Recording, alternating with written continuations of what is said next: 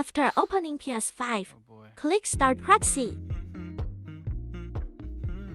Select an IP and right-click to select a port. Click the port forwarding list below.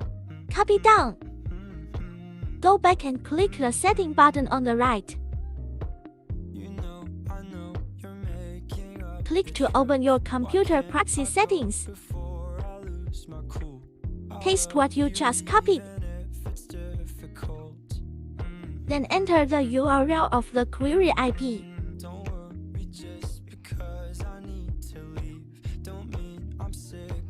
Now that the IP and the client are consistent, it means that the proxy is successful. Click Program. Add the upper browser into it. Click to go to agent list. Click to start proxy.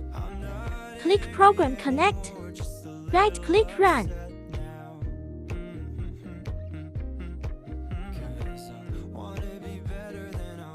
The current IP is consistent with the client, and the proxy is successful.